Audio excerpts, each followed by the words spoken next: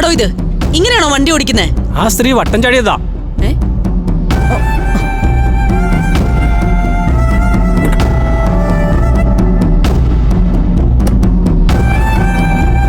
നിനക്ക് ചാടിച്ചവൻ എന്റെ കറ കിട്ടിയോളോ? ഞാൻ ചാവാൻ വന്നൊന്നുമില്ല, നിങ്ങളോട് രണ്ട് വർത്താനം പറയാൻ വന്നതാ. എന്താ? എന്റെ നെക്ലേസ് എവിടെ? നെക്ലസോ? ഏത് നെക്ലസ്? ആഹാ, ഇപ്പൊ അങ്ങനെയായോ? എനിക്കറിയായിരുന്നു, എനിക്ക് അപ്പോഴേ അറിയായിരുന്നു നിങ്ങളത് സൗകര്യപൂർവ്വം മറക്കൂന്ന്. ഞാൻ എന്ത് മറന്നു നിങ്ങളെ പറയുന്നേ? പാലം കടക്കോളം നാരായണ, അത് കഴിഞ്ഞാ പിന്നെ എന്തും പറയാലോ അല്ലേ?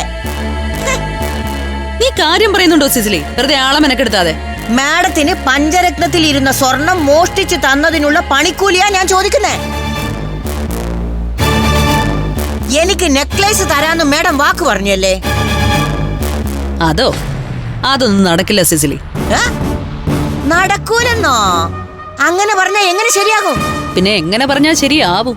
ചേടാ, ഒരു ജോലി ചെയ്താ അതിന് കൂലി വേണ്ടേ? ഞാൻ അത്രയും റിസ്ക് എടുത്തിട്ട് ആ പണി ചെയ്തത്, അതിന്റെ കൂലി എനിക്ക് കിട്ടിയേ പറ്റൂ. ഇപ്പൊ നിനക്ക് പഞ്ചരത്നത്തിൽ ചെയ്യുന്ന ജോലിക്ക് കൂലി കിട്ടുന്നുണ്ടല്ലോ, അത് മതി. പോവാൻ നോക്ക്. കാര്യം നടന്നു കഴിഞ്ഞപ്പോ ഞാൻ കറിവേപ്പില്ല അല്ലേ? നീ എന്ത് വേണമെങ്കിലും കരുതിക്കോ, എനിക്ക് ഒരു വിരോധവും ഇല്ല. എന്നാലേ എനിക്ക് വിരോധമുണ്ട്, നല്ല വിരോധമുണ്ട്. മര്യാദക്ക് എന്റെ പണിക്കൂലി തന്നില്ലെങ്കിൽ മേടാണെന്നും ഞാൻ നോക്കില്ല. 8ന്റെ പണി ഞാൻ തരും, 3.5 തരം. എന്നോട് കയർക്കുന്നോ? എന്നെ ഭീഷണിപ്പെടുത്താൻ മാത്രം നീ വളർന്നോ?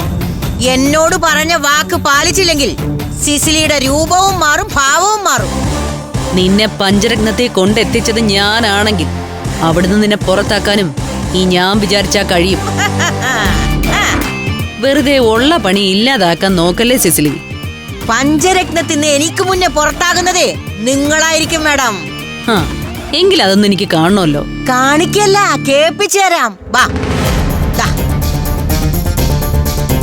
എന്റെ മക്കളോട് ഒരു ദ്രോഹവും ചെയ്തിട്ടില്ല.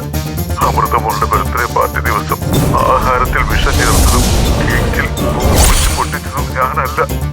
എല്ലാം എന്റെ തലയിലാക്കിയത്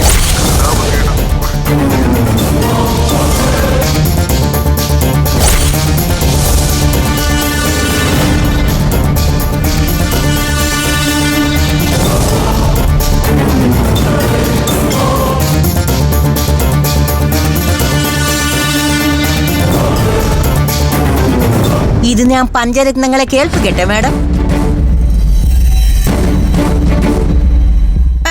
അങ്ങനെ ഞാൻ കേൾപ്പിച്ച് എങ്ങനെ ഇരിക്കും മാഡം? ഒന്ന് ആലോചിച്ച് നോക്ക്. അമൃതയും അനുജത്തിമാരും സ്വന്തം അച്ഛന്റെ ഈ വാക്കുകൾ കേൾക്കുന്നതോടെ മാഡം മാട്ടിൻ തോലിട്ട ചെന്നായാണെന്ന് അവർക്ക് ബോധ്യപ്പെടും. പക്ഷേ അങ്ങനെ ഒരു കടുങ്കൈ ഞാൻ തൽക്കാലം ചെയ്യില്ല മാഡം. ഇപ്പൊ എന്റെ ഈ ഒഴിഞ്ഞ കഴുത്തിലെ ഒരു 3 പവന്റെ സ്വർണ്ണ നെക്ലേസിന് സ്കോപ്പ് ഇല്ലേ മാഡം?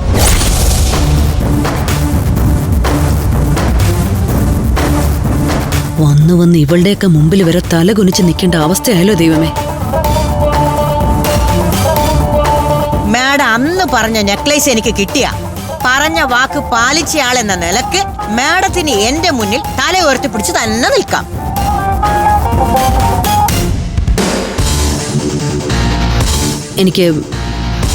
എനിക്കൊരല്പസമയം കൂടി വേണം. ഉടനെ ശരിയാക്കാം. പോരെ? മതി, അത്രയും കേട്ടാ മതി മാഡം. എനിക്ക് മാഡത്തിന് വിശ്വാസാ.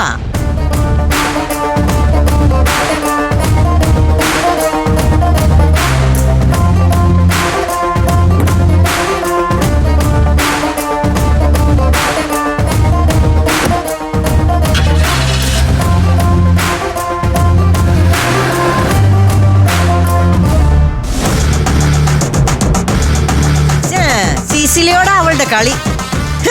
നിന്നെ വിറ്റ കാശ് എന്റെ കയ്യിലുണ്ട് കലാവതി.